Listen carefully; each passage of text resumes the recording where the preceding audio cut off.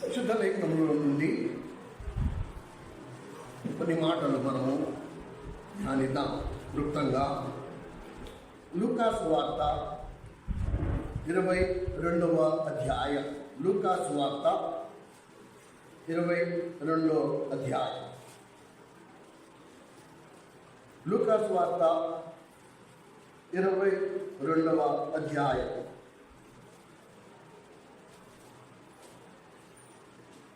పదిహేను వచనం. లూకాసు వార్త 22వ అధ్యాయం 15వ వచనం. అప్పుడు ఆయన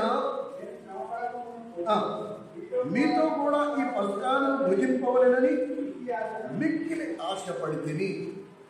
పస్కా అనే మాటకి అర్థం ఏంటి? ప్రభు బల్ల. పస్కా అనే మాటకి అర్థం ఏంటి? ప్రభు బల్ల.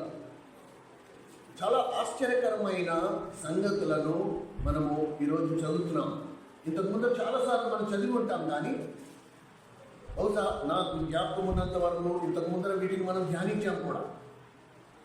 కానీ ప్రభు మాటల్లోనే మరలా వాటిని మనం ధ్యానిస్తున్నాం. ఇక్కడ మనం గమనిస్తే ప్రభు ఒక మాట చాలా ఆశ్చర్యం వేస్తుంది. సర్వసాధారణంగా ప్రభుతో సహవాసంలో ఉండాలని ఎవరికి ఆశ ఉండాలి? యేసు ప్రభుతో సహవాసం ఉండాలని ఆశ ఎవరికి ఉండాలి? మనకు ఉండాలి. అవునా కాదు? శిష్యులమైన మనకు యేసు ప్రభుతో సహవాసంలో ఉండాలనే ఆశ మనకు ఉండాలి. కానీ ప్రభు ఏమంటున్నాడు?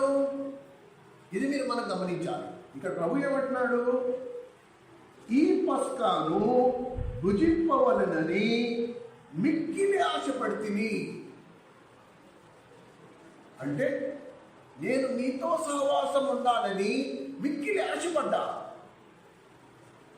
ప్రభు కోరుకుంటున్నాడు. ఏమని కోరుకుంటున్నాడు? నీతో సహవాసంలో ఉండాలి, నీతో కలిసి భోజనం చేయాలని, నీతో కలిసి ఈ రొట్టెలో పాల్పొందాలని. ఎంత విచిత్రం కదా! కనుక ఈ ప్రభు బల్ల దగ్గరికి వచ్చినప్పుడు మనం ప్రశ్నించుకోవాల్సిన ప్రశ్న ఏంటంటే, మనకి ఆశ ఉందా? ప్రభు నీ బలలో పాలు పొందాలనే ఆశ నాకుందా? నువ్వు మిక్కిలి ఆశపడ్డావు, నాకు మిక్కిలి ఆశ కాదు కదా, కనీసం ఆశ అయినా ఉందా? ఫస్ట్ క్వశ్చన్ మొదటిసారి మనం ప్రశ్నించుకోవాలి. కానీ ప్రభు ఏమంటాడు? నేను మిక్కిలి ఆశపడ్డా, ఇక కొన్ని రోజుల్లో నేను అప్పగించబడతా. సిలువైపడక మునుపు ఆయన పలికిన మాటలు ఇవి. ఇక తెల్లారితే సిలువైపడతా. అప్పుడు ఏమంటున్నాడు? నేను ఈ పస్కా మీతో భుజింపవలనని మిక్కిలి ఆశపడుతున్నాను. ఎందుకంటే ఇక నాకు ఈ అవకాశం ఇంకుండదు. మీతో ఇలా సహవాసంలో అందరూ కూర్చుని ఈ రొట్టె విరుచుడ, ఈ ద్రాక్షరసం సేవించే అవకాశం నాకు ఇంకుండదు. కాబట్టి మీతో ఈ సహవాసం ఉండాలని నేను మిక్కిలి ఆశపడుతున్నాను. ప్రభు తన మనసును నీకు నాకు బయలుపరుస్తా ఉన్నాడు. ఆ మాట ఎప్పుడు మర్చిపోవద్దు. ప్రియమైన సహోదరుడు, నీకు ఆశ ఉన్నా లేకపోయినా ప్రభు నీతో అంటున్న మాట ఏంటంటే, నీతో ఆ బలలో పాల్పొందాలని నేను మిక్కిలి ఆశపడుతున్నాను. ఇప్పుడు నీవే ప్రశ్నించుకోవాలి, నీకు ఆశ ఉందా? ప్రభు మిక్కిలి ఆశపడుతున్నాడు. అంటే నాకు ఇంక వేరే ఏం అక్కర్లా. ఈ క్షణమున నేను ప్రపంచంలో కాదు, సృష్టిలో ఎక్కడా కాకుండా కేవలం ఈ శిష్యుల సహవాస సంఘములో నీతో పాటు నేను ఉండాలని మిక్కిలి ఆశపడుతున్నాను. ఇది ప్రభు అంటున్న మాట. ఒక్కసారి అన్నాడా? ఒక్కసారి అన్నాడు. దీనికి 2 రుజువులు ఉండాలి. ప్రతి సత్యానికి ఇద్దరు సాక్ష్యాలు, 2 చోట్ల సాక్ష్యం ఉండాలి. మీరు 2 పేజీలు తిరిగి చూడండి. అన్ని 2 ఎలా కలిసి వస్తున్నాయి చూడండి.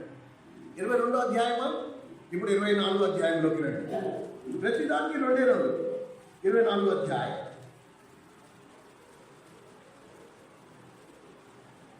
అధ్యాయం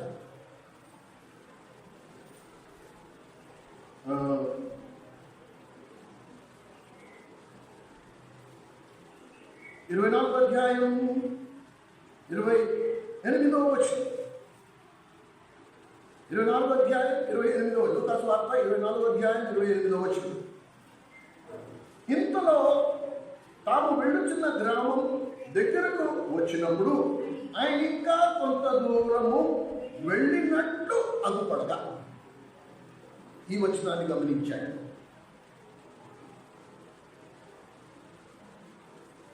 ఇది ఎప్పుడు?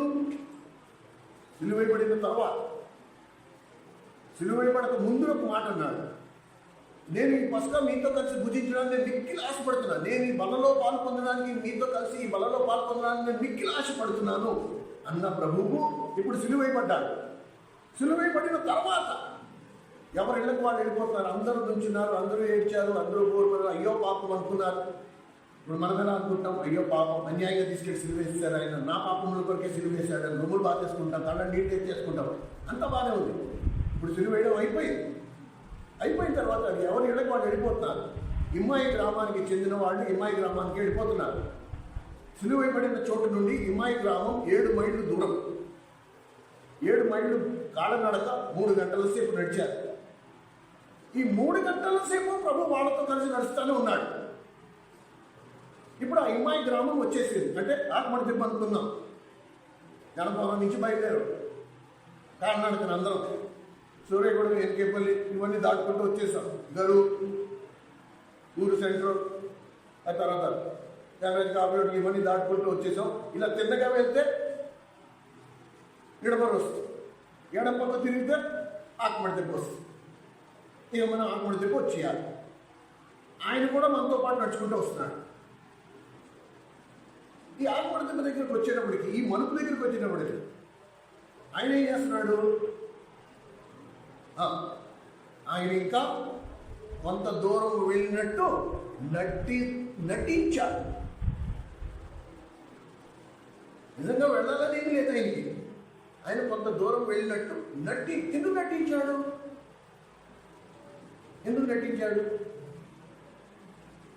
వేషధారణ అంటే ఆయనకి ఇష్టం లేదు కదా. అలాంటప్పుడు వేషధారణ అంటే ఇష్టం లేని దేవుడు తానే నటించాల్సిన పరిస్థితి ఎందుకు వచ్చింది? ఆయన వారిని పరీక్షిస్తున్నాడు.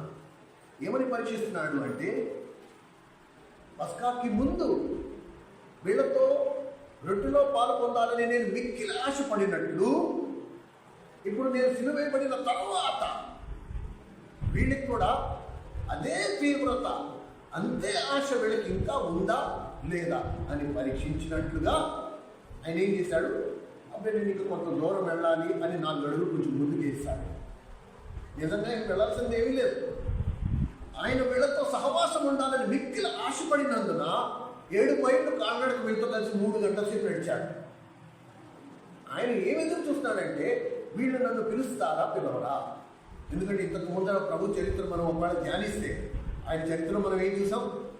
ప్రసంగం అయిపోయింది, అందరూ లేచారు, ఎవరికి వాళ్ళు దులిపేసుకున్నారు, ఎవరు ఇళ్ళగాళ్ళు వెళ్ళిపోయారు. అయ్యో ఈయన ఎక్కడ ఉంటాడు, ఈ రాత్రి ఎక్కడ పడుకుంటాడు, కొన్ని మన ఇంటికి తీసుకెళ్దామని ఒక్కడు కూడా ఆలోచించలే. ఆయన అరణ్యంలోకి వెళ్ళి ఒక చెట్టు కింద తల మార్చుకుని రాత్రి అంతా గడిపి మర్నాడు ఉదయం మళ్ళీ అరణ్యం నుంచి బయటకు వచ్చి ఊరిలోకి వచ్చి మళ్ళీ దేవాలయంలోకి వచ్చి మళ్ళీ వాక్యం బోధించాడు. కనుక వీళ్ళు ఇప్పటికీ అదే అనుభూతిలో ఉన్నారో లేదా పరీక్షించడానికి ఏం చేశాడు? కొంచెం దూరం వెళ్ళినట్టుగా నటించాడు. వీళ్ళేమన్నారు? సస్యమేర కుదరదు, అనకు పొద్దు గుంకింది, చీకటి పడిపోయింది, ఇప్పుడు ఎక్కడికి వెళ్తాడు? ఈ రాత్రి మా ఇంట్లో బస్ చేయండి అంటే వెంటనే ఇంకా 2 మాటలేదు. అబ్బాయి కుదరదండి, నేను వెళ్ళిపోవాలండి, అర్జెంట్ పని ఉందండి అన్నాడా? అబ్బాయి వెంటనే ఆ ఇంట్లోకి వచ్చి. సరే, ఈ 2 సందర్భాలను మనం కొంచెం క్లుప్తంగా ధ్యానిద్దాం.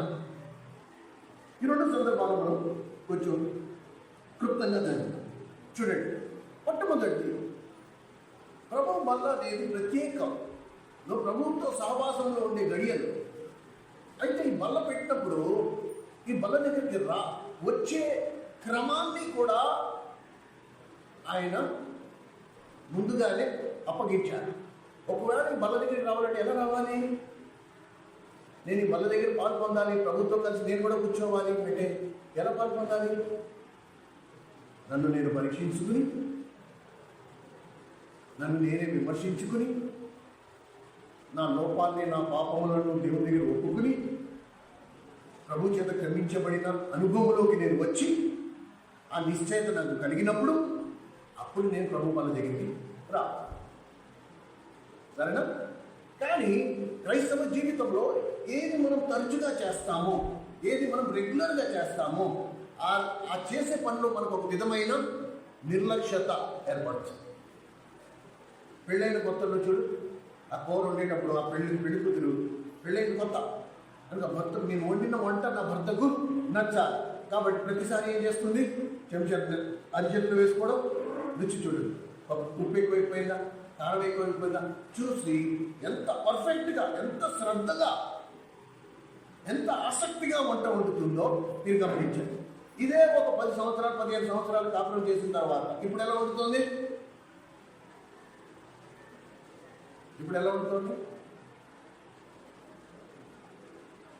ఇప్పుడు రుచి చూడట్లా. ఇప్పుడేమంటుంది, నాకు 15 సంవత్సరాల అనుభవం ఉంది, నాకు తెలుసు. కూర రంగు చూస్తే నేను చెప్పేయగలను ఎంత కారం ఉందో, ఎంత ఉప్పు ఉందా లేదా. అంటే ఈ 15 సంవత్సరాలు ఏం కనపడుతుంది? మెల్లిమెల్లిగా రాను ఒక విధమైన నిర్లక్ష్యం. ఎందుకంటే రోజు చేసేదే కదా, రోజు ఉండేదే కదా, ఆ మాత్రం తెలియదండి మనకి. అలాగే ప్రభు వలలో ప్రతి ఆదివారం పొంది మనకు ఒక విధమైన నిర్లక్ష్యత ఏర్పడుతుంది. ఎందుకు పాలు పొందుతున్నామో తెలియదు, ఎందుకు ఆ రొట్టె నోట్లో వేసుకుంటున్నామో తెలియదు, ఆ రొట్టె అంటే ఏంటో తెలియదు, ఆ ద్రాక్షరసం ఏంటో తెలియదు. వాళ్ళు ఇస్తున్నారు, మేము తీసుకుంటాం అంతే. ఎందుకు తీసుకుంటారంటే మేము బాప్తిజం తీసేసుకున్నాం కాబట్టి.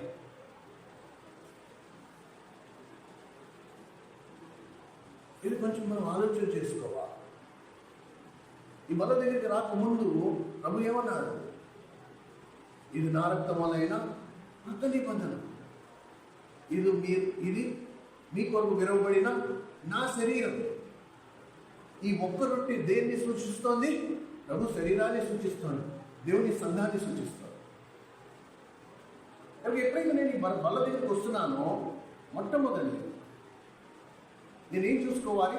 అసలు నేను ఈ బలలో పాలు పొందే అర్హత, యోగ్యత ఇవి నాకు ఉన్నాయా లేవా? ఉన్నాయని ఎలా తెలుస్తుంది? ఉన్నాయని ఎలా తెలుస్తుందంటే, నువ్వు ఈ గడప దాటిన క్షణం మొదలుకొని మళ్ళీ గడప లోపలికి వచ్చేంత వరకు ప్రభు కొరకు జీవిస్తున్నావా లేదా? ఫస్ట్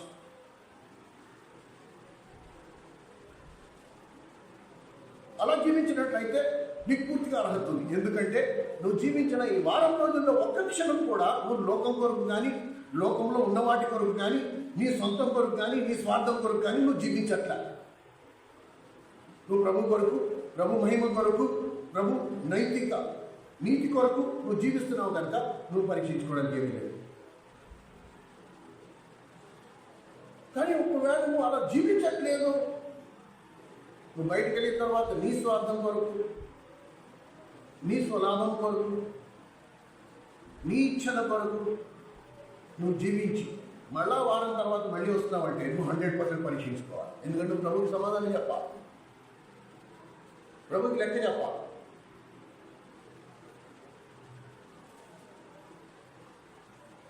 ఆ ప్రశ్నలో మొట్టమొదటి ప్రశ్న ఏంటి? ఈ పుస్తకాల్లో పాల్పొందాలి, ఈ రొట్టెలో పాల్పొందాలని, ఈ సహవాసంలో పాల్పొందాలని ప్రభు ఏమంటాడు? నాకు మిక్కిలి ఆశ, నాకు ఎక్కువ ఆశ. నువ్వు ఎప్పుడు వస్తావా అని నేను వారం రోజులు నేను నీ కోసం ఎదురు చూశాను. కనుక నువ్వు ఎలా రావాలా? ఒక భర్త తన భార్య కొరకు ఎదురు చూసినప్పుడు ఆ భార్య ఎలా రావాలి? అలాగే ఒకవేళ ప్రభు నా కోసం ఎదురు చూస్తున్నాడంటే నేను ఎలా రావాలి? ఈ వారం అంతా నా ఇష్టం వచ్చినట్టు జీవించేసా, ఈ వారం అంతా నా ఇష్టం వచ్చినట్టు ప్రవర్తించేసా, ఈ వారం అంతా నా రక్షణ విషయంలో ఏమాత్రం నేను ఆలోచన కలగకుండా ఈ లోకంలో ఉన్న లోకస్తులతో పాటు సమానమైన పోటీతో నా క్రైస్తవ నైతిక విలువలను వదిలేసుకుని వాళ్ళతో పోటీ పడ నేను ఎలా జీవించాలి? అందుకే నేను అంటున్నాను, కనిపించిన ప్రతి పశుపచ్చ బంగారం ఎలా కాదో అలాగే బైబిల్ చేతులు పెట్టుకున్నంత మాత్రాన్ని అందరూ క్రైస్తవులు. ఇది ఎలా చెప్పాలి? దైవజనుడు ఎంత అద్భుతంగా చెప్పాడు. ఎలాగైతే ఒక చైనీస్ రెస్టారెంట్కి వెళ్ళి న్యూడిల్స్ మనం ఆర్డర్ చేసుకుని తిన్నంత మాత్రాన మన చీన్ దేశస్తులు చైనీస్లు అయిపోం, మనం చీన్ దేశస్తులం అయిపోం.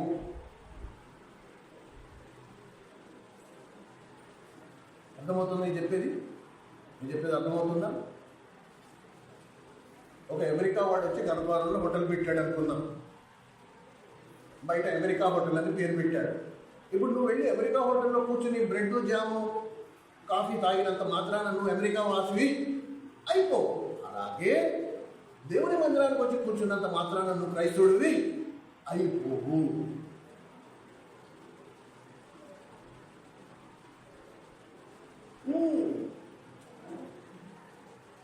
నిత్యము భార్యాభర్తలు మరణ పర్యంతం కలిసి కాపురం చేస్తారు కాబట్టి వాళ్ళ భార్యాభర్తలు.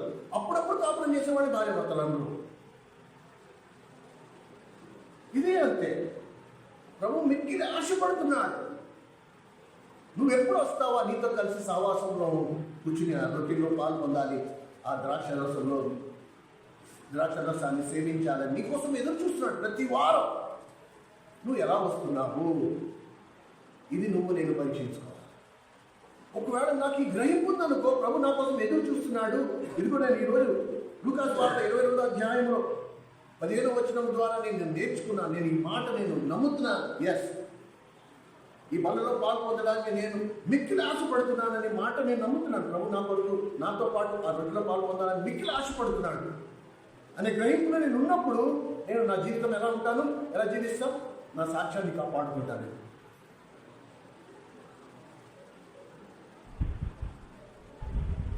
ప్రభుత్వం నా నడకను నేను కాపాడుకుంటాను. ఎస్,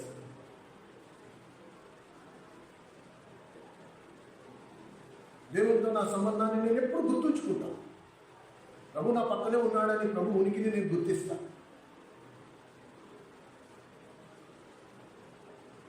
చాలా ఇంపార్టెంట్ అండి, చాలా ముఖ్యం. ఈ మాట చెప్తున్నప్పుడు అసలు పరిస్థితి ఏంటి చూడండి. చాలా విచిత్రం వేస్తుంది చూడండి. ఆయన ఏమంటున్నాడు ఇక్కడ 15వ వచనంలో 14 నుంచి చూద్దాం. ఆ గడియ వచ్చినప్పుడు ఆయనతో కూడా అపోస్తలులను పంక్తిని కూర్చుండిరి. అప్పుడు ఆయన, నేను శ్రమ పడకమునుపు అనగా సిలువ వేయబడకమునుపు ఈ పస్కాను అనగా ఈ రొట్టెలో పాలు పొందాలని భుజింపవలెనని మిక్కిలి ఆశపడి తిని, అది దేవుని రాజ్యంలో నెరవేరే వరకు ఇక ఎన్నడూ దాన్ని భుజింపనని. ఇక ఎన్నడూ నేను దాన్ని భుజించలేదు. మళ్ళీ ఒక్కరిని భుజించాలంటే ఎక్కడ భుజించాలి? నా తండ్రి రాజ్యంలో. ఎందుకంటే నేను తెల్లారితే నన్ను సిలువేస్తాను. నేను ఇంక ఉండను, భౌతికంగా మీ మధ్యలో నేను ఉండను. అందుకని ఆ మాట చెప్తున్నాడు అని చెప్పి అంటున్నాడు. ఆయన చదవడము ఎవరైనా 17వ వచనం. ఆయన కిన్నెత్తుకుని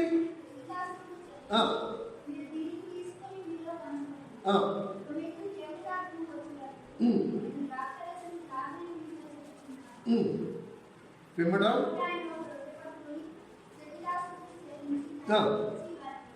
వారికి ఇచ్చి, ఇది మీ కొరకు ఇవ్వబడుతున్న నా శరీరము, నన్ను జ్ఞాపకం చేసుకున్నాము. ఇదే మనం చేస్తున్నాం కదా, ప్రతి వారం మనం చేసేది ఇదే కదా,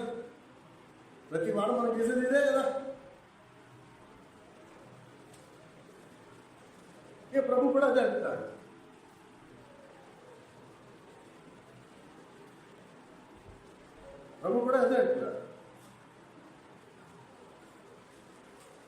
ఇది నా శరీరం. 1 కొరింథీ 11వ అధ్యాయం, 1 కొరింథీ 10వ అధ్యాయం, ఇవన్నీ మనకి ఎంతో పరిచితమైన అధ్యాయాలు ఇవి. కనుక ఆ మాటలు మనం ఎప్పుడు మర్చిపోకూడదు. రొట్టె ఒక్కటే, అందులో పాలు పొందుతున్నాం. మనమందరం ఒక్క సంఘం, ఒక్క శరీరాన్ని సూచిస్తున్నాం. ఆ శరీరంలో మనం అనేక అవయవాలమై ఉన్నాం. అనేక అవయవాలమైన మనము ఒక్క శరీరంలో పాలు పొందుతున్నప్పుడు ఆ బలదేవికి వచ్చినప్పుడు మనం ఏమని గుర్తించాలి? ఫస్ట్, నా సహోదరుడు పాలు పొందుతున్నది ఎవరి నుంచి? నా నుంచి. ఇది నా శరీరము. This is my body. ఆ రొట్టెలో నా శరీరం కూడా ఉంది, నీ శరీరం కూడా ఉంది, ప్రభు శరీరం కూడా ఉంది. ఇంత సీరియస్ మ్యాటర్, ఇంత తీవ్రమైన సబ్జెక్ట్లో ఆయన మాట్లాడుతుంటే అర్థమవుతుందా? ఈ మిగతా వచనాలు కూడా చదివేద్దాం, మిగతా వచనాలు కూడా చదివేద్దాం. చదవమ్మా. ఆ ప్రకారమే భోజనమైన తర్వాత పట్టుకుని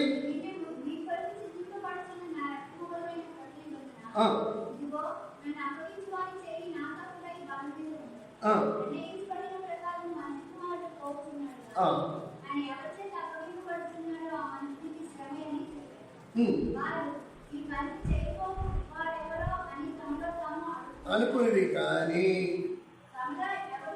ఇదిగో ఇక అక్కడ పరిస్థితి ఎలా ఉంది?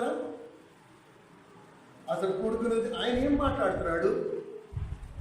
నేను మీతో ఈ రొట్టెలో పాల్పొందాలని మిక్కిలి ఆశపడుతున్నాను, తెల్లారితే నన్ను సిలువ వేసేస్తారు, ఇక నేను ఎన్నడూ మీతో కూర్చొని నేను భోజనం చేయలేను. కాబట్టి ఇదిగో ఇది మాట ఎప్పుడు మర్చిపోవద్దు, నేనున్నా లేకపోయినా మనం ఒకే రొట్టెలో పాల్పొందుతున్నాం, అది నా శరీరం, మీకు విరవబడిన నా శరీరం. కనుక పాల్పొందడానికి వస్తున్న మీరు కూడా ఏమని భావించాలి? ఇది మీ కొరకు, అనగా సంఘం కొరకు విరవబడుతున్న నా శరీరం. నా శరీరాన్ని నేను సంఘం కొరకు అప్పగించుకోవాలి.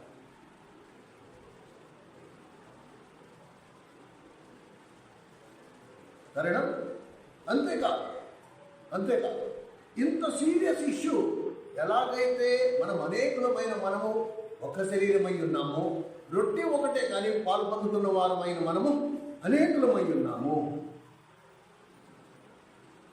నువ్వు ఈ సత్యంతో పట్టబడాలంటే ఫస్ట్ థింగ్, బలలో పాల్పొందుతున్నది ప్రతి సహోదరుడు సహోదరి ఏమని భావించాలి? నా శరీరాన్ని నేను అప్పగిస్తున్నాను. కనుక సంఘంలో పాల్పొందుతున్నారు వారు ఎవరి నుండి? నా శరీరం నుండి పాల్పొందుతున్నారు. ఎందుకంటే నేను కూడా క్రీస్తులో ఉన్నాను. నేను వేరు, క్రీస్తు వేరు, మిగతా వారు వేరు వేరు కాదు. మనమంతా ఒక్క రొట్టెని సూచిస్తున్నాం, ఒక్క సంఘాన్ని సూచిస్తున్నాం. పరిశుద్ధ దేవుడు మనందరినీ ఒక్క సంఘంలో తీసుకొచ్చాడు, ఒక్క శరీరంలో తీసుకొచ్చాడు. ఇంత సీరియస్ మ్యాటర్ ప్రభు మాట్లాడుతూ ఉంటే శిష్యులు ఏ స్థితిలో ఉన్నారో చూడండి.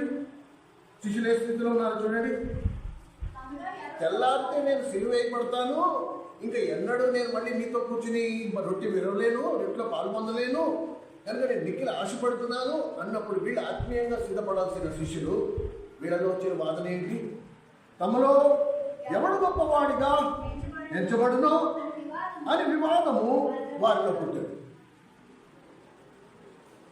ఇప్పుడు ప్రభు వీరి స్థితిని చూసి ప్రభు ఏడవాలా, సంతోషించాలా? నేనేం మాట్లాడుతున్నాను, వీళ్ళేం వాదన వేసుకుంటున్నారు?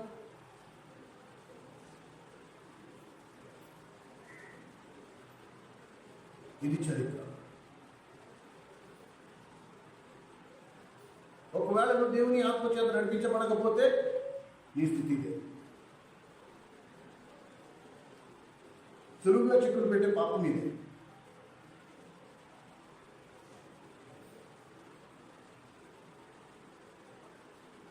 మనం ఏదైతే తరచుగా చేస్తామో దాని విషయంలో ఒక నిర్లక్ష్యంతో చేస్తాం. గాడిద గుడ్డు గోధుమ పిండితో చేసే రొట్టె ముక్కే కదా, ద్రాక్షరసమే కదా. కానీ దీని వెనుక ఉన్న చరిత్ర చూడు, ఏం చెప్తాడు? ఏ సందర్భంలో చెప్పాడు, వాడు ఏ స్థితిలో ఉన్నాడు? ఇంతనా? చదవండి ఇంకా.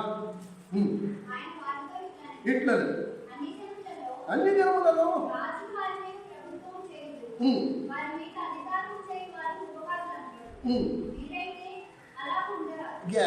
ఇది అన్ని జనులకు వర్తిస్తుంది. అన్ని జనులు అయితే నేను గొప్పవాడు అంటే నేను గొప్పవాడు అని చెప్పుకోవచ్చు, వాళ్ళకి అనుమతి ఉంది, అది వాళ్ళ పద్ధతి.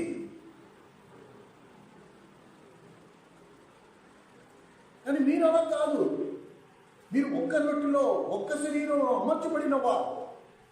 ఎలాగైతే నా కుడి చేయి ఎడం చేయి మీద అతిశయించలేదో, ఎలాగైతే నా ఎడం చేయి కుడి చేయి మీద అతిశయించలేదో, ఎలాగైతే నా కుడి కన్ను ఎడం కన్నుతో నీకంటే నేనే గొప్ప అనలేదో, ఎలాగైతే నా ఎడం కన్ను నీ కుడి కన్ను కంటే నేనే గొప్ప అని అనలేదో, ఈ పాఠాలే నీకు నాకు ప్రభు నేర్పిస్తుంది. ఇంకా గొప్ప అనే మాట ఎక్కడి నుంచి వచ్చింది? ఎలా వస్తుంది? నీకంటే నేను గొప్పని నేను ఎలా అనుకుంటా? నువ్వెలా అనుకుంటావు? అర్థం కాక అసలు ఆలోచన ఎలా వస్తుంది? అసలు నీ మందిర ఆవరణంలో అడుగుపెట్టే అర్హత లేని దౌర్భాగ్యం నేను అనుకుంటా ఉంటే ఇంకా గొప్పతనం అనేది ఎక్కడి వరకు వస్తుంది? ఎలా వస్తుంది? నీకంటే నేను ఆత్మీయుడని ఎలా అనుకుంటా? ఇన్ని వర్తమానాలు విన్న తర్వాత, ఇన్ని పరిశుద్ధ దేవుడు ఇన్ని మర్మాలు మనకి బయలుపరిచిన తర్వాత ఆలోచన రా వచ్చింది అంటే అసలు మనం ఇంతవరకు దేవుని వాక్యం విన్నే వెళ్ళా.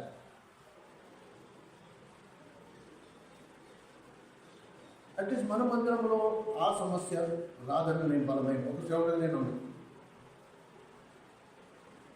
మనం నేర్చుకున్న మూల పాఠాలే అవి. తనకంటే తన పొరుగు వాన్ని యోగ్యులుగా ఎంచుకునే సంస్కారం దేవుడు మనకి పరిశుద్ధాత్ముడు మనకి నేర్పించాడు. అందుకని నన్ను చూడగానే నన్ను చేతులెట్టి దండం పెట్టి ప్రైజ్ లార్డ్ చెప్పాలని నేను ఎప్పుడు ఆశించరా. నేను ఆశించను కూడా. నేను ఇంటికి వచ్చినప్పుడు నువ్వు నాకు కానుకలు ఇవ్వాలని నేను ఆశించాను. పైగా నేను ఇవాళ ఒక మర్మం ఎంతవరకు నేను ఎప్పుడు చెప్పలే, ఇప్పుడు చెప్తున్నాను వినండి. నేను అసలు వెళ్ళను. చాలా మంది ఇంటికి నేను ఎందుకు వెళ్ళను తెలుసా? అన్న వస్తున్నాడని చెప్పి వాళ్ళు దేని కొరకు దాచిపెట్టుకునే డబ్బులతో డ్రింకులు, ఆ పాస్టర్ గారు వస్తున్నారు లేకపోతే సేవకుడు వస్తున్నాడు, ఆయనకి ఏదో ఒక మర్యాద చేయకపోతే బాగోదు అని చెప్పి ఆ మర్యాదలన్నీ చేస్తాను. అందుకు నేను వెళ్ళను.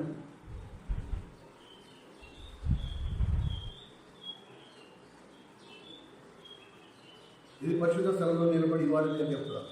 దేవుడు నాకు సాక్షి అయి ఉన్నాడు. వాళ్ళు పాపం ఏదో దానికి దాచుకుని ఉంటారు. నేను వెళ్తున్నానని నా కోసం వాళ్ళు అవన్నీ చేస్తూ ఉంటారు. ఎందుకంటే వాళ్ళకి నేర్పబడ్డారు. వాళ్ళు ఎక్కడి నుంచి వచ్చారో వాళ్ళు అక్కడ అదే నేర్చుకున్నారు. నేను ఒకవేళ ఒక గ్లాసు మంచినీళ్ళు ఇస్తే సరిపోద్దమ్మా అంటే వాళ్ళకి అసలు తృప్తే ఉండదు. అందుకే నేను వెళ్ళను అందరింటికి.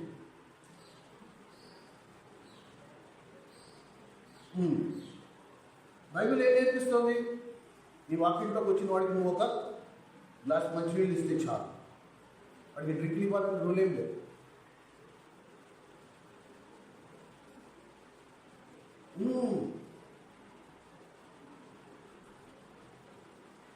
అపోస్తుడైన పౌలు 50వ ఏటికి, 55వ ఏటికి, 60వ ఏటికి 3 అంతస్తులు. అపోస్తులలో అత్యల్పుడు అన్నాడు, విశ్వాసంలో ఆఖరి వాడిని అన్నాడు, పాపుల్లో ప్రధాన పాపిని. వయసు పెరుగుతున్న కొలది తగ్గింపుచ్చు. ఇలాంటి మర్మాలు మనం నేర్చుకుని మనం హెచ్చించుకునే అవకాశం అసలు ఎక్కడుంది? ఫస్ట్ ఆఫ్ ఆల్ మనం ప్రయాణిస్తున్న మార్గం ఏంటి?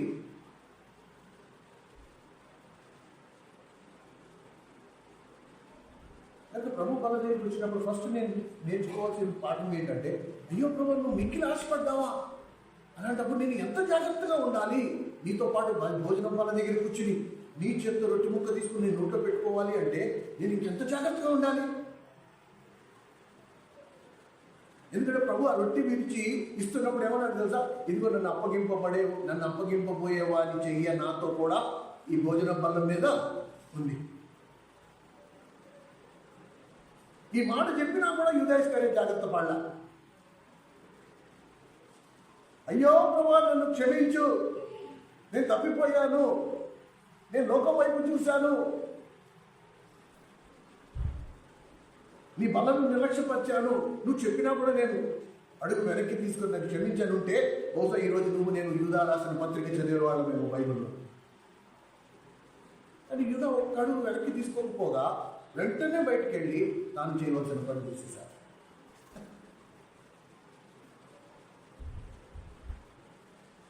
ఈ విషయం మీరు చూడండి. ఇంత జరిగిన తర్వాత కూడా ఆశ్చర్యం, ఈ మాటలే గుర్తుంచుకోండి, ఈ మాటలే బాగా జాగ్రత్తగా కూర్చుంది. ఇంత జరిగిన తర్వాత కూడా వాళ్ళు ఒకళ్ళు నేను గొప్పవాడిని వాదన వేసుకుంటున్నా కూడా ఆయన ఒక మాట వాళ్ళకి ఒక సర్టిఫికేట్ ఇచ్చాడండి. నాకు ఎంత ఆశ్చర్యం వేస్తుందో. అబ్బా ప్రభు ఇంత బాగా ప్రేమిస్తున్నావా నువ్వు నన్ను? ఏమన్నాడు చూడండి. ఎక్కడండి అది?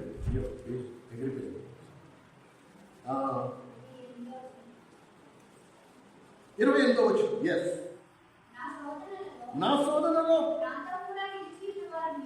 అబ్బా అమ్మ, నా శోధనలలో నాతో కూడా నిలిచి ఉన్నవారు మీరు. అవునా? వీళ్ళు ప్రభు శోధనలో ప్రభుతో కూడా నిల్చుంటారా? ఈ మాట ప్రభు ఎప్పుడన్నా తెలుసా? ఇంకొక అరగంటలో ఎప్పటికీ వారు పటాపంచులైపోతారని సంగతి తెలుసు. అరగంట, జస్ట్ హాఫ్ అన్ అవర్. ఒక్క అరగంటలో రోమా సైన్యం వచ్చి సంఖ్యలో వేసిన మరోక్షణం ఎవరికి వాడు పారిపోతారనే సంగతి తెలిసి కూడా ప్రభు వారిని ఏమంటారు? నాతో కూడా శ్రమలో నిల్చున్నవారు మీరు. అని అది వాస్తవం కాదు. వాస్తవం ఏం జరిగింది? శిష్యుల్లో ఒక్కడే ఉన్నాడు, అది కూడా యోహాను. మిగతా వాళ్ళందరూ పేదలతో సహా పారుకుపోయారు. ఏ పేదలు అయితే అమ్మ, ఆ మాట కూడా ఇక్కడ ఉన్నాయి చూడు, చదవమ్మా, చూడండి. కనుక నా తండ్రి నాకు రాజ్యమును నియమించినట్టుగా నా రాజ్యంలో నా బల్ల యొద్ద అన్నపానములు పుచ్చుకొని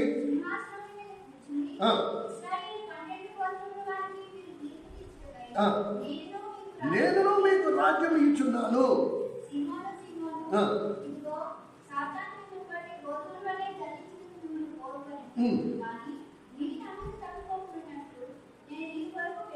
ఇక చూడండి ప్రభు విధానాన్ని. ఈ మాటలు చదువుతుంటే మనం ఏం కనిపిస్తుంది? ప్రభు నీతో నాతో ప్రభుకున్న సంబంధం ఏ లెవెల్, ఏ స్థాయిలో ప్రభు మెయింటైన్ చేస్తున్నాడో చూడు. ప్రభుకి తెలుసు సీమోను కోడి గొయ్యకు వరకు ముమ్మారు నన్ను ఆయన ఎవరో నాకు తెలియదు అంటాడని సంగతి ప్రభుకి తెలుసు. అసలు ప్రభు స్టేట్మెంట్, ప్రభు మాట ఏమై ఉండాలి? సీమోను సీమోను, కోడి కొయ్యక మునుపు ముమ్మారు నువ్వు నన్ను మొక్కుతావు, అయినను నేను నీకోసం ప్రార్థన చేస్తున్నా, నీ నమ్మిక తప్పిపోకున్నట్టు నేను ప్రార్థన చేస్తున్నాను అనాలి. కానీ ప్రభు ఏమంటున్నాడు? నో.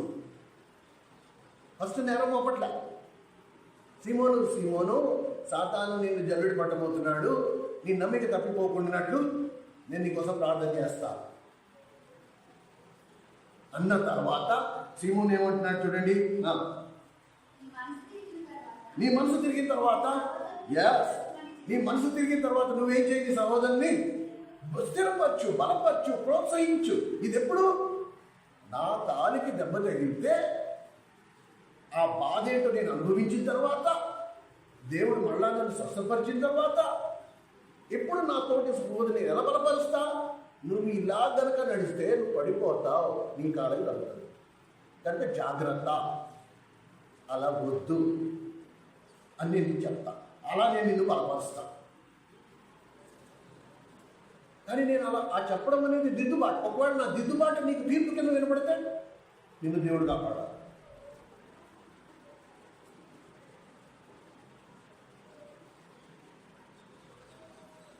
ఒకవేళ సీమోను మాటలు తీర్పు కింద వినపడితే ఇక దేవుడే కాపాడాలి. కానీ ప్రభు అయితే సీమోను ఆశ్చర్యించు. నువ్వు పడిపోవడం గ్యారంటీ, కానీ నీ నమ్మిక తప్పిపోకున్నట్టు నేను ప్రార్థన చేస్తా. నువ్వు తిరిగి సమకూర్చబడిన తర్వాత నీ సహోదరుని బలపరచు. ఒక పరిచర్య అప్పగించాడు. ఆ తర్వాత సీమోను అన్న మాటను బట్టి ఇక నిజం చెప్పాల్సి వచ్చేది.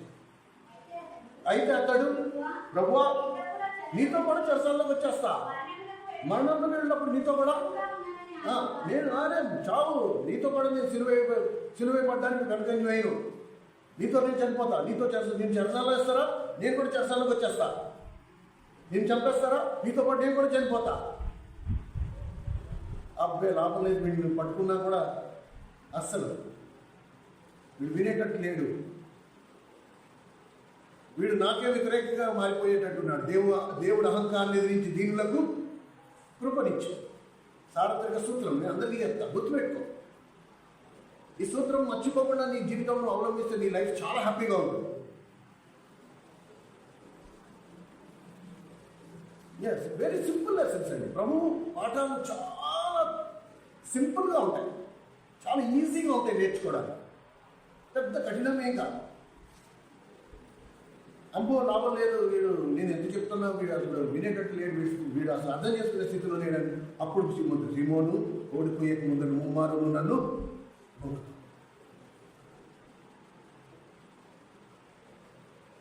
సేమ్ అలాగే.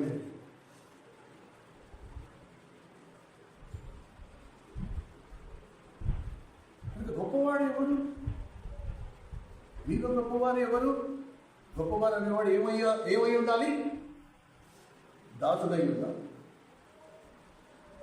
అందుకని బల దగ్గరికి వచ్చినప్పుడు ప్రభు ఏం చేస్తున్నాడు? శిష్యుల పాదాలు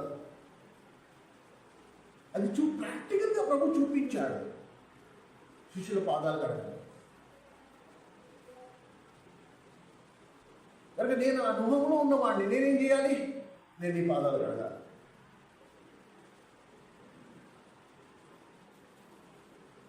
నీ పాదాలు కడగకుండా అసలు నీ పాదాలు ఇంత పాడు ఎందుకు చేసుకున్నావు నువ్వు అని ప్రసంగాలు చేస్తే ఏమవుతుంది?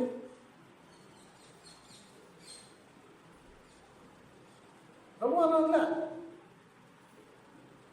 నాతో ఇన్ని రోజులు మీరు సహవాసంలో ఉండి నాతో పాటు మనతో పాలు పొంది అయినా మీ పాదాలు ఇంత పాడు ఎలాగయ్యాయి? ప్రభు అనలా. తక్కువ బాడీ ఉన్నవాడు కాళ్ళు కడిగాడు, ఎక్కువ బాడీగా ఉన్న కాళ్ళు కడిగాడు.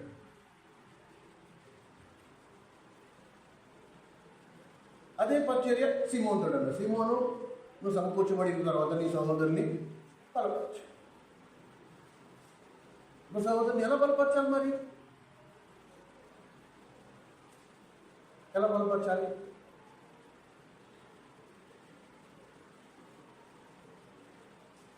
ఇది మనం స్పష్టంగా గ్రహించాలి.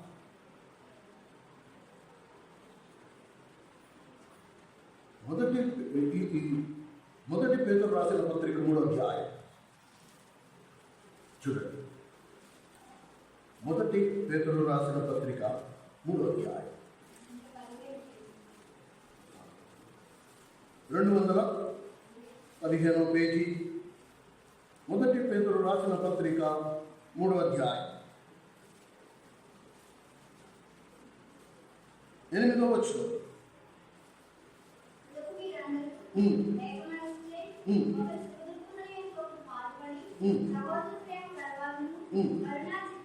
ఇవి చూడండి, ఇవి మూలాలు. నా గుర్తింపు ఇవై ఉండాలి. ఏవి? ఫస్ట్ ఏక మనస్సు. నేను పరిశుద్ధాత్మ దేవుడు నన్ను తీసుకొచ్చి ఏ సంఘంలో పెట్టాడో ఆ సంఘంలో ఉన్న వారితో ఫస్ట్ నేను ఏక మనస్సు కలిగి ఉండాలి. ఆ సంఘంతో ఉన్న నేను నాకు వాళ్ళతో ఏకీభావం లేకపోతే నేను అసలు అందులో భాగమే కాదు. మీరు ఇది ఎప్పుడు చెప్తున్నాడు? అసలు భార్యాభర్తలు ఎలా ఉండాలో చెప్పిన తర్వాత పై వచ్చిన 7వ వచనం కూడా చదువు. అటువలే పురుషులారా కృపావరమును ఎరిగి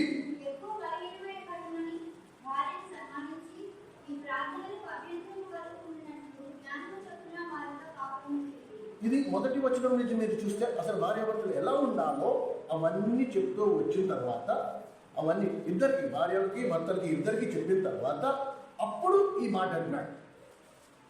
సంఘంలో ఉన్నవారు, సంఘంలో అందరూ ఉంటున్నారు కదా, మరి అందరికీ ఏమంటున్నాడు? ఇప్పుడు ఏమంటున్నాడు? తుదకు అంటే చివరికి నేను చెప్పింది ఏమనగా, అంటే ఇంపార్టెంట్ పాయింట్. అందరికి ఎవరు చెప్పాల్సిన మాట వాళ్ళకి చెప్పిన తర్వాత తుదకు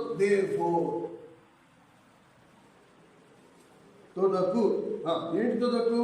మీరందరూ, నువ్వు నేను కాదు, మీరందరూ సంఘంలో ఉన్న వారందరూ ఏమై ఉండాలి?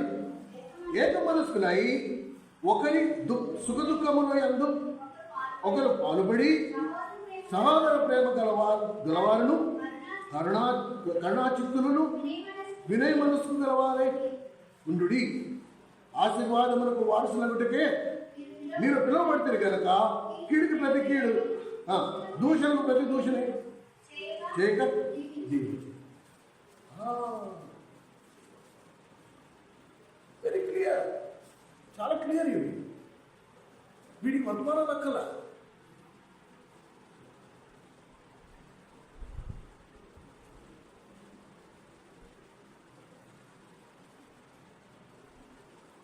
వీటిని మనం అర్థం చేసుకోవాలి. హిమాయి గ్రామస్తులతో అదే పని, అదే మాట. హిమాయి గ్రామస్తులతో కూడా అదే మాట. అసలు వాళ్ళకి ఆశ ఉందా లేదా? ఈయన పిలిచి ఆశ ఉందా? అదే చూసాడు, టెస్ట్ చేశాడు వాడు. అందుకని నటించాల్సి వచ్చింది. వేషధారణకి వ్యతిరేకం కదా ప్రభు. మరి ప్రభు ఎందుకు వేషధారణ? ఒకవేళ ఉద్దేశం మంచిదైతే వేషధారణ. నీకు ఆకలిగా ఉంది, ఒకళ్ళ ఇంటికి వెళ్ళావు, నీకు ఆకలిగా ఉంది, ఇప్పుడు వాళ్ళు ఏదైనా పెడదామని నీకు ఆతిథ్యం ఇస్తున్నారు, కానీ లోపల అంతరంగ పరిస్థితి బాగాలేదు, మళ్ళీ వాళ్ళు వండుకోవాలి అనే సత్యం నీకు తెలిసినప్పుడు నా కడుపు నిండుగా ఉంది. ఇది అబద్ధం, కానీ అబద్ధం నేను కొరకు ప్రభు. ఉద్దేశం మంచిదైతే ప్రభు దాన్ని అంగీకరిస్తుంది. ఇక్కడ కూడా ఉద్దేశం మంచిది, ప్రభు వాడిని పరీక్షించి తెలుసుకుందాం అనుకున్నాడు. అందుకని ఇంకొంచెం దూరం వెళ్ళినట్లుగా అగ్గుపడగా అంటే వెళ్ళినట్టుగా నటించాడు అంతే, వెళ్ళాలనే ఉద్దేశం లేదు.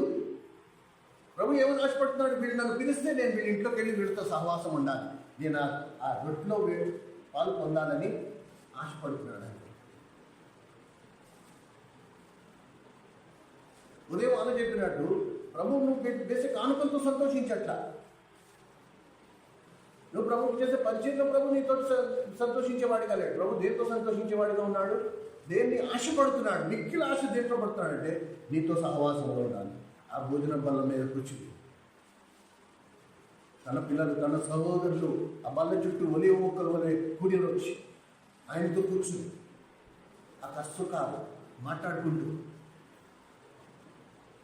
ఆయన బోధ వింటూ, ఆయన హెచ్చరికలు కైకుంటూ, దిద్దుబాటు అంగీకరిస్తూ, సరిదిద్దుకుంటూ,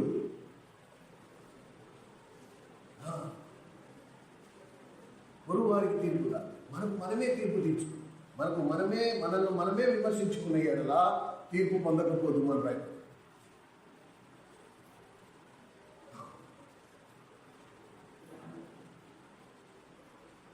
ఈ విషయాన్ని మనము ఎంతైనా ధ్యానించవలసిన అవసరం ఉంది. ప్రభు ఆ బలలో పాల్పొందాలని మిక్కిలి ఆశపడుతున్నాడు. 2 చోట్ల ఆ సందర్భాలను మనం గమనించాం. 2 చోట్ల ప్రభు, ఒక చోట అయితే మిక్కిలి ఆశపడుతున్నాడని శిష్యులతో చెప్పాడు, ఇంకో చోట శిష్యులను పరీక్షించడానికి ప్రయత్నించాడు. వాళ్ళు పిలుస్తారా పిలవరు? ఎందుకంటే ఇంతకు ముందర అధ్యాయంలో అంతటా ఎవరింటికి వాళ్ళు వెళ్ళివి అని చదివామా? అందరు లేచి అడుగుతున్నారు, ఎవరింటికి వాళ్ళు వెళ్ళిపోయారు. ఎవరు ప్రభుని పిలవలేదు. ఈ బయట గ్రామస్తులు కూడా పిలవకుండా అలాగే వెళ్ళిపోతారేమో అని పరీక్షించడానికి చూశాడు. కానీ వాళ్ళు బలవంతం చేశారు. లేదు నువ్వు లోపలికి రా, మా ఇంట్లో ఈ రాత్రి మా ఇంట్లో బస్ చేసి రేపు పొద్దున వెళ్తూ. ఆయన సంతోషంగా 2వ అనిపించుకోలేదు. మళ్ళీ ఒకసారి పిలిచారు, వాడు వెంటనే వెళ్ళిపోయాడు. కనుక నీలో కోరిక ఉందా? నీలో ఆశ ఉందా? నేను ప్రభుతో పాటు ప్రభు వలలో నేను కూడా పాల్పొందాలి. ఆ పాల్పొందడానికి నేను సిద్ధపడుతున్నానా? నాకు ఆ సిద్ధపాటు ఉందా? వారం అంతా నన్ను నేను సిద్ధపరచుకున్నానా? నా చేతులు కడుక్కున్న స్థితిలో ఉన్నాయా? లేకపోతే మళ్ళీ ప్రభు వచ్చి నా కాళ్ళు కడుగుతాడా? అయ్యో, వారం వెంబడి వారం నేను ఆయన చేత నా కాళ్ళు ఎన్నిసార్లు కడిగించుకోవాలి? ప్రభు నా కాళ్ళు కడగకుండా ఉండాలంటే నేనేం చేయాలి? ఇప్పుడు ప్రభు నా కాళ్ళు కడగకుండా ఉండాలంటే నేనేం చేయాలి? నా కాళ్ళకి బాగా అంటుకోకుండా నేను జాగ్రత్త. ఇది అంతే. నేను ప్రభు వాళ్ళ దగ్గరికి వచ్చినప్పుడు ప్రభు నా కాళ్ళు చూసి నేను నీ కాళ్ళు కడగాలని వచ్చి నా కాళ్ళు ఆయన ఒళ్ళో పెట్టుకుని మళ్ళీ కడగడం నాకు ఇష్టం లేదు అంటే నేను వారం అంతా నేను జాగ్రత్తగా ఉంటాను, నిర్లక్ష్యంగా ఉండను. ప్రతి వారం పాల్పొందేది వాళ్ళ గాడి ఏముంది అందులో అనుకున్నానా? ఆయనను మళ్ళీ ఆయన చేత నేను కాలు కడుక్కున్నట్టు, కడిగించుకున్నట్టు.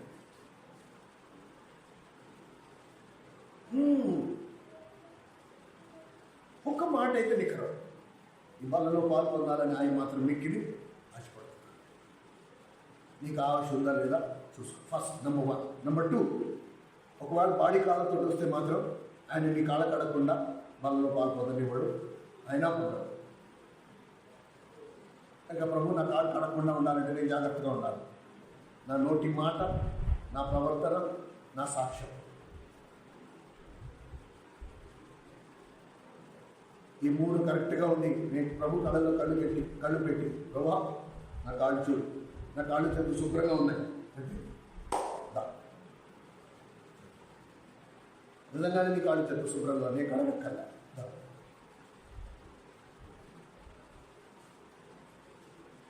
కానీ బాడీ కాలుతో వస్తే బాడీ కాలుతో అడగంటే ఏంటి? ఎక్కడో అక్కడ వారంలో నేను నిర్లక్ష్యంగా జారిపోయా, నా నోటి మాటలో జారిపోయాను, తలంపులో జారిపోయాను, ఊహంలో జారిపోయాను, పడిపోయాను. కాళ్ళకి పాడేసి ఇప్పుడు ప్రభు చేతనే కడిగించుకోవాల్సిందే, వేరే ఉపాయం ఏమీ లేదు. ఎప్పుడైతే ప్రభు దగ్గరికి వచ్చి ప్రభు నేను పడిపోయా యథార్థంగా, అందుకనే ఆ బలం ఈ వారంలో నేను ఈ చోట నేను పడిపోయాను ప్రభు, ఐఎమ్ సో సారీ, నన్ను క్షమించు. వెంటనే ప్రభు మీ కాళ్ళు తన ఒళ్ళు పెట్టుకుంటాడు, శుభ్రంగా కడుగుతాడు, ప్రతి పాపపు మరకని నుంచి తీసివేస్తాడు. సంతోషంగా ప్రభు బలలో పాల్గొంటాడు. కానీ ఒకసారి కడిగిన తర్వాత ఇది నీ నైతిక బాధ్యత. మళ్ళా నీ కాళ్ళు పాడవకుండా నువ్వు చూసుకోవాలి. కానీ ఆ విషయంలో నువ్వు నిర్లక్ష్యంగా ఉన్నావంటే అది నీ విజ్ఞతగా విడిచిపెట్టు. అందులో ఎవ్వరూ సంపూర్ణం కాదు అన్న చెప్పినట్టు 100% నేను ఒప్పుకోడు. నేను చచ్చేంత వరకు పరిపూర్ణుడు కాలేదు. భూమి మీద పరిపూర్ణుడైన మానవుడు ఒకవేళ నడిచిన వాడు ఎవడైనా ఉన్నాడంటే ఆయన యేసుక్రీస్తు ప్రభు మాత్రమే. కానీ పరిశుద్ధాత్ముడు నన్ను సంపూర్ణతలోకి తీసుకొచ్చే పరిచర్య చేస్తూ ఉన్నాడు. కంటిన్యూస్, అది కొనసాగుతూనే ఉంది. ఈ గ్రహింపు ఉన్నవాడు ఇంకోటి ఎవరికి తీర్పు తీర్చు. వయసులో పెద్దవాడిగా కొద్దో గొప్ప వాక్యం దేవుడు బయలుపరిచిన దానిని బట్టి ఉన్న గ్రహింపును బట్టి దిద్దుబాటు చేసే అవకాశం ఉంది. కానీ తీర్పు మాత్రం కాదు. తాను నిలిచిన్నవాడు పడిపోకుండా జాగ్రత్త తీసుకోవాలి. నేను నిలబడతానో లేదో తెలియదు, నేను నీకు తీర్పు తీస్తాను ఎలా తీస్తాను అనుకుంటున్నాను. అదే కదా మనం నేర్చుకుంది. మన మూల పాఠాలలో మొట్టమొదటి పాఠం అదే. సూది జల్లెడి ఎన్ని కథలు చెప్పుకున్నాం మనం.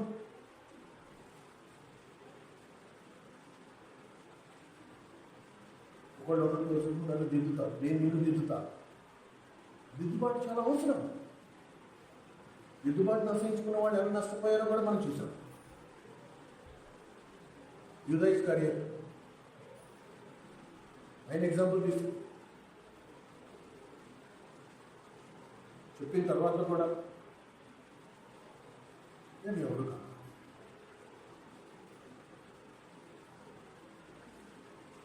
ఈ 2 సందర్భాలలో ప్రభు తన మనసును బయలుపరిచాడు. ఈ రొట్టెలో పాలు పొందాలని ప్రభుకు మిక్కిలి ఆశ.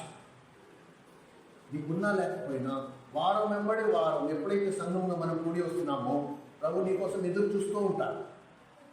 ఎప్పుడు నా బిడ్డ వస్తే నేను నా బిడ్డతో కలిసి సహవాసంలో ఉండి ఆ రొట్టె విరిచి ఆ ద్రాక్షారసం సేవిస్తాము. ఆ ఎదురు చూపు మాత్రం ప్రభువుకి ఎప్పుడు ఉంటుంది.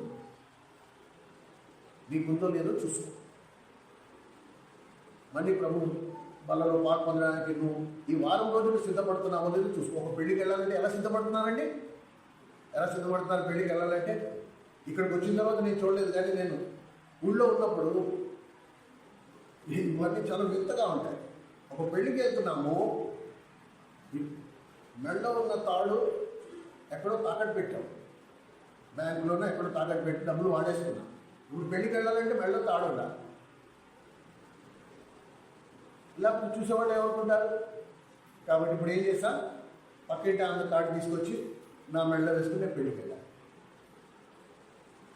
నన్ను ఖండించారు కూడా. ఆమె మెడలో ఉన్న తాడు నువ్వు వేసుకుంటే దాని అర్థం ఏంటి?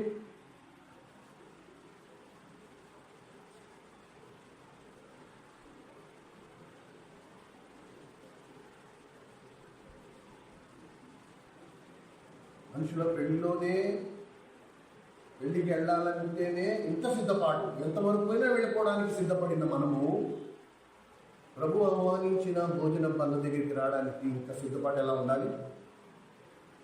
ఇంకోటి రక్షణ మనం ధరించుకోలేము కదా.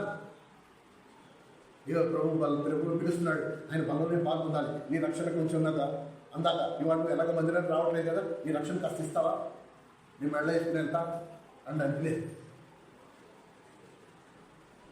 ప్రభు అందరి ఆంతర్యములను కలిగిన వాడు కనుక ప్రభు దగ్గరికి వచ్చినప్పుడు ఎలా రావాలి?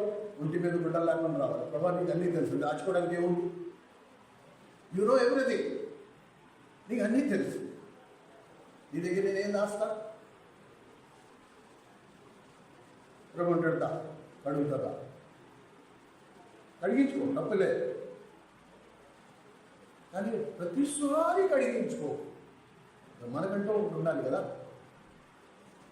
జీవం కలిగిన దేవుడు నా కాళ్ళు కడగడం అనేది ఎంతవరకు కరెక్ట్? నువ్వు ఎన్నిసార్లు వాళ్ళ దగ్గరికి వస్తున్నావో అన్నిసార్లు జరిగే ప్రక్రియ మాత్రం ఇది. ప్రభు చనిపోక ముందర ఇదే పని చేశాడు, మనందరికీ అదే పాట నేర్పించాడు. మన పని కాదు, నేను నీ కాళ్ళు కడగాలి, నువ్వు నా కాళ్ళు కడగాలి. నేను నిన్ను సరిదిద్దాను, నువ్వు నన్ను సరిదిద్దాను. మనందరం ఒకరు సిద్ధపరచుకుని ప్రభు బలం వరకు పరిశుద్ధంగా రావాలి. పరిశుద్ధమైన చేతులతో ఆ బలలో పాల్పొందాలి. దాని వెనుక మనకంటూ ఒక ఉద్దేశం ఉండాలి.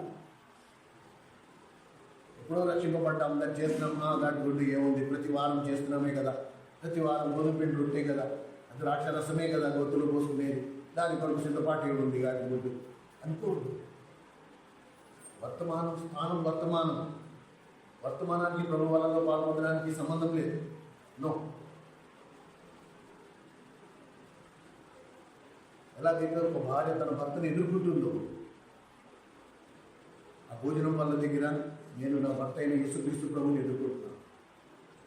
నేను ఎలా ఉండాలి, ఎలా సిద్ధపడాలి, ఎలా ఆయన ఎదుర్కోవాలి, ఆయన నన్ను చూసి ఆనందించాలి. ఈమె నా ప్రియ కుమారుడు, ఈమె నా ప్రియ కుమార్తె, ఈయన నా ప్రియ కుమారుడు అనాలా? ప్రభు ఈ వారమంతా నేను జీవించిన నా జీవితంలో సంతోషమేనా అని నేను అడిగే స్థితిలో ఉండాలి. సిగ్గుతో తలదించుకునే స్థితిలో నేను ఉండకూడదు. ఇవన్నీ సిద్ధపాటుతో కూడిన పనులు. వచ్చామా, కూర్చున్నామా, వర్తమానం విన్నామా, కళ్ళ కట్టుకున్నామా, రొట్టె మొక్క నోట్లో వేసుకున్నామా, దానివల్ల ప్రయోజనం లేదు.